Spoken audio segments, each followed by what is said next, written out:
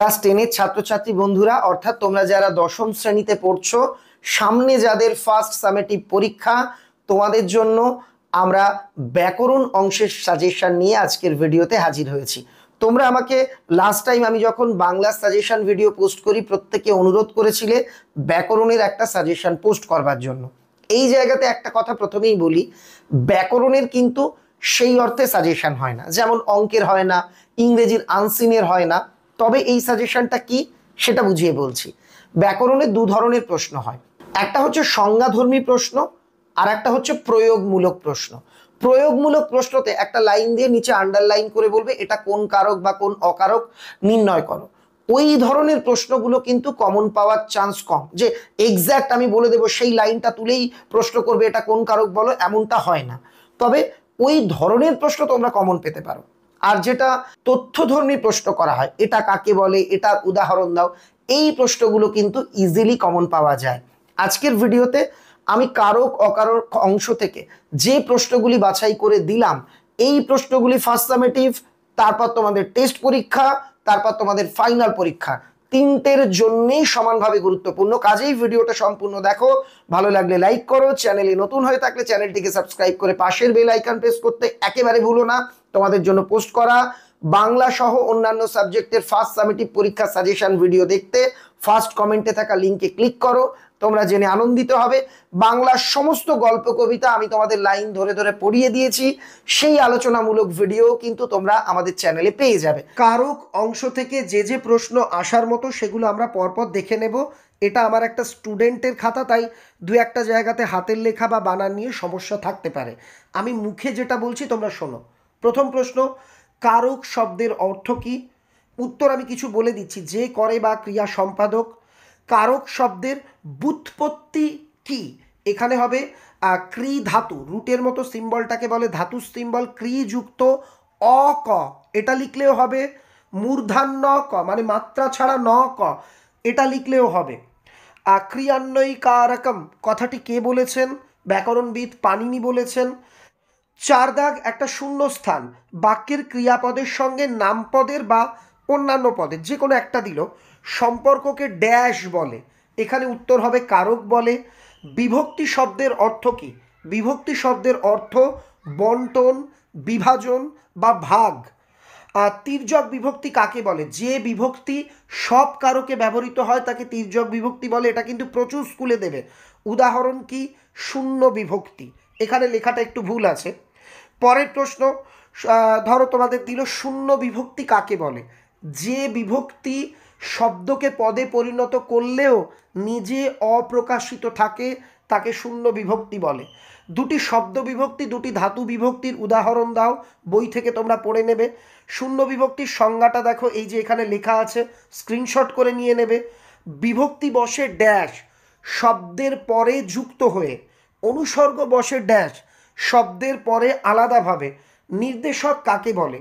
যে অর্থহীন বর্ণ বা বর্ণগুচ্ছ শব্দের পরে বসে বচন নির্দেশ করে, শব্দের বচন নির্দেশ করে তাকে নির্দেশক বলে। অনুসর্গ আর কি কি নামে পরিচিত? পরসর্গ বা কর্মপ্রবচনীয়। অনুসর্গ ড্যাশ জাতীয় পদ, অব্যয় জাতীয় পদ। অনুসর্গ কাকে বলে? যে সকল অব্যয় বা অব্যয় জাতীয় পদ বাক্যের নাম পদের পরে আলাদাভাবে বসে সেই পদের কারক সম্পর্ক নির্ণয় করে, বা তোমরা লিখতে পারো আলাদাভাবে বসে বিভক্তির মতো কাজ করে, তাদের অনুসর্গ বলে।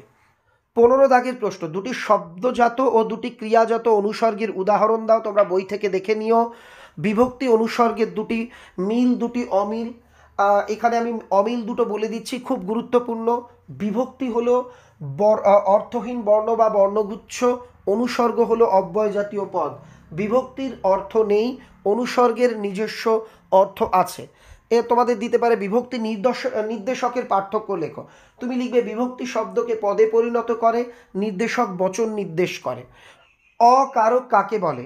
বাক্যস্থিত বা বাক্যে অবস্থিত যেই পদের সঙ্গে বাক্যের ক্রিয়াপদের সরাসরি কোনো সম্পর্ক থাকে না, অনেক বই দেখবে অন্যয় কথাটা লেখা, অন্যয় মানেও সম্পর্ক, তাকে অকারক বলে। সম্বন্ধ পদ ও সম্বোধন পদের দুটি পার্থক্য নির্দেশ করো। সম্বন্ধ পদের সঙ্গে র বা এর বিভক্তি যোগ হয়, সম্বোধন পদ বিভক্তি শূন্য হয়। বিভক্তি প্রধান কারক কয়টি ও কি কি, অনুসর্গ প্রধান কারক কয়টি ও কি কি, বই থেকে খুব ভালো করে দেখে নেবে। সম্বোধন পদের সঙ্গে কোন কোন বিভক্তি বসে একটু আগে বলে দিয়েছি, র বা এর, কাকে বলে এবং উদাহরণ, এই জাতীয় কিছু প্রশ্ন তোমাদের দেওয়া হতে পারে। প্রযোজ্য কর্তা, প্রযোজক কর্তা, ব্যতিহার কর্তা, নিরপেক্ষ কর্তা, সহযোগী কর্তা, অনুক্ত কর্তা, মুখ্য কর্ম, গৌণ কর্ম, সমধাতুজ কর্ম, কর্মে বিপ্সা, করণে বিপ্সা, লক্ষণাত্মক করণ আর যন্ত্রাত্মক করণ, এগুলো কাকে বলে, এর একটা করে উদাহরণ খুব ভালো করে রেডি রাখবে। এর মধ্যে থেকে উল্টেও প্রশ্ন দেওয়া হতে পারে। রাজায় রাজায় যুদ্ধ হয়, রাজায় রাজায় নিচে দাগ দিয়ে বলল এই কর্তাটি কোন ধরনের কর্তা, এই ধরনের কিন্তু তোমাদের প্রশ্ন দেওয়া হতে পারে। বন্ধুরা, তোমরা গুগল প্লে স্টোরে এসে সার্চ করো সম্রাট এক্সক্লুসিভ। সম্রাট এক্সক্লুসিভ লিখলেই আমাদের অ্যাপটা তোমরা পেয়ে যাবে, মোবাইল অ্যাপ। এখানে ওপেন করো, আমার আগে থেকে ডাউনলোড করা ছিল। নিচে এই রকম দুটো অপশান আসবে, সবুজটাতে ক্লিক করলে তোমার ফোনের হোয়াটসঅ্যাপ খুলে যাবে এবং হোয়াটসঅ্যাপ থেকে একটা মেসেজ একটি নাম্বারে পাঠাতে বলা হবে। সেটা তুমি পাঠালেই তোমাকে সঙ্গে সঙ্গে একটা লিঙ্ক দেওয়া হবে, ওই লিঙ্কে ক্লিক করলে তোমরা এই অ্যাপে লগ ইন করতে পারবে। এত ঝামেলা না চাইলে ইউজ অ্যানাদার মেথড, এটাতে ক্লিক করো। ফোন নাম্বার চাইবে, ফোন নাম্বার দেবে, তারপর ওটিপি বসাতে বলবে, বসালেই তোমার কিন্তু অ্যাপে লগ ইন হয়ে যাবে। ফোন নাম্বার বসানো আর ওটিপির অপশানটা দেখালাম না। তারপর এই রকম একটা পেজ খুলে যাবে, তোমরা জাস্ট এই হোম পেজে চলে আসবে, এখানে এরকম একটা পেজ খুলবে। এবার এই 3 ডটে সম্রাট এক্সক্লুসিভ লেখার পাশে যে 3টে লাইন মতন আছে, এখানে ক্লিক করো। ক্লিক করলে তোমাদের সামনে এই রকম একটা অপশান খুলে যাবে, সেখানে দেখবে ফ্রি মেটেরিয়াল বলে একটা জায়গা আছে, এটাতে ক্লিক করলে তোমাদের সামনে এরকম কিছু জায়গা খুলবে। এখানে তোমরা উপরের দিকে দেখো ভিডিও লেখা, ভিডিওতে ক্লিক করো। মাধ্যমিকের জন্য পোস্ট করা সবকটা ভিডিও, ফার্স্ট সামেটিভের জন্য যা যা আছে A to Z তোমরা এখান থেকে বিনামূল্যে দেখে নিতে পারবে। তারপর টেস্ট, এখানে ক্লিক করলে তোমাদের জন্য মাধ্যমিকের একাধিক বিষয়ের অনলাইন ফ্রি মক টেস্ট এখান থেকে দিতে পারবে, যেমন অসুখী একজন কবিতা, আয় আরও বেঁধে বেঁধে থাকি, জ্ঞানচক্ষু, বাদবাকিগুলো আগামীতে এখানে আরও আপডেট করা হবে। এইভাবে তোমরা কিন্তু এই অ্যাপটাকে ব্যবহার করতে পারবে। একটা বিষয় বলি, যারা টেস্ট দেবে একটু দেখিয়ে দিক কীরকম হয় তোমাদের। এই রকম ধরো আয় আরও বেঁধে বেঁধে থাকি টেস্টটা তোমরা খুলবে, একটু লগ ইন হতে সময় লাগবে, গোটাটা কিন্তু ফোনে নেট থাকা অবস্থাতে করতে হবে। এই রকম তোমাকে নিয়মাবলী দেবে, তুমি নেক্সট করলে তারপরে এখানে আই হ্যাভ রিড, উপরে এই যে বাংলাতে আমি লিখে দিয়েছি, এটা তুমি করলে, করবার পর এরকম প্রশ্ন আসবে, তোমরা যেটা ঠিক মনে হবে, ধরো এটা মনে হলো ঠিক, তুমি এখানে করে নেক্সট করো। এইভাবে পরপর পরপর সব প্রশ্নগুলো সিলেক্ট করে শেষটা কেমনভাবে করতে হবে দেখে নাও। লাস্টে দেখো এইরকম একটা অপশান দেবে সাবমিট। যখন সবগুলো প্রশ্নের উত্তর হয়ে যাবে, তুমি সাবমিটে ক্লিক করলে তোমাকে এবার বলবে যে সাবমিট টেস্ট, মানে ফাইনালি সাবমিট করতে বলবে। তুমি পাঠিয়ে দিলে তোমার MCQ এর উত্তর। এবার দেখাচ্ছে দেখো মাত্র তোমার একটা হয়েছে, বাদবাকিগুলো ভুল। তোমার মনে হবে কোনগুলো ভুল গেল, তার ঠিক উত্তর কি, তুমি জাস্ট এখানে ভিউ সলিউশন, এই যে এরকম আসবে, একটু উপরের দিকে উঠিয়ে ভিউ সলিউশনে গেলে, এখানে গেলে এই যে পরপর তুমি এখান থেকে উত্তর, যেটা সবুজ দাগ দেওয়া এটা সঠিক উত্তর, এইভাবে প্রত্যেকটা সঠিক উত্তর তোমরা দেখে নিতে পারবে। কারক ও অকারক নির্ণয় খুব ভালো করে তোমরা কয়েকটা প্র্যাকটিস করে নেবে। আমি কয়েকটা উদাহরণ জাস্ট তোমাদের দিয়েছি, বাড়ি বসে এগুলো তোমরা প্র্যাকটিস করো, স্যারকে দিয়ে কারেকশান করিয়ে নিও। মা, মায়ের নিচে দাগ, আমায় ঘুরাবি কত, এখানে মা কি কারক বা অকারক। মেয়েটি ইতিহাসে কাঁচা, ইতিহাসের নিচে দাগ, কোন কারক, কোন মানে বা অকারক। ওরে ভাই, ওরে ভাইয়ের নিচে দাগ, ফাগুন লেগেছে বনে বনে, তাহলে ওরে ভাই এটা কোন কারক বা অকারক, মনে রাখবে বা প্র্যাকটিস করবে। তপনের চোখ মার্বেল হয়ে গেল, তপনের নিচে দাগ। তিলে তেল আছে আর তিলে তেল হয়, দুটো লাইনেই দেখো তিলের নিচে দাগ দেওয়া, দুটো উত্তর আলাদা হবে, খুব ভালোভাবে এটা প্র্যাকটিস করবে। বেলা পড়ে এলো, এখানে বানানটা ভুল লিখেছে, পড়ে নয়, প ডয় শূন্য রয় একার, পড়ে এলো জলকে চল, জলকের নিচে দাগ দেওয়া, এটা কোন কারক অকারক। অন্ধজনে দেহ আলো, অন্ধজনের নিচে দাগ। বিপদে মোরে রক্ষা করো, বিপদের নিচে দাগ। কলমে কায়স্থ চিনি, বা এখানে দিতে পারে গোফে বিড়াল চিনি, জটায় সন্ন্যাসী চিনি, এটা কি। এই 10টা তোমরা বাড়িতে খুব ভালোভাবে প্র্যাকটিস করবে। এই 10টার মধ্যে অনেকগুলো কিন্তু পশ্চিমবঙ্গের বিভিন্ন স্কুলে কমন আসবে। রাজায় রাজায় যুদ্ধ হয়, বাক্যটির কর্তা কোন শ্রেণীর, এটা ব্যতিহার কর্তা। একই যদি দিত পণ্ডিতে পণ্ডিতে তর্ক, ব্যতিহার কর্তা, দারুণ ঘুমিয়েছি। বাক্যটি কর্ম কোন শ্রেণী? আচ্ছা তোমরা আমাকে কমেন্টে লিখে জানাও ঘুমিয়েছি, এখানে কর্ম হচ্ছে ঘুম, তাহলে এই ঘুমটা কোন শ্রেণীর কর্ম বলবো এটাকে আমরা? তোমরা আমাকে আর কি কমেন্টে লিখে জানাও। কর্ম ও করণে বিপ্সার একটি করে উদাহরণ দাও।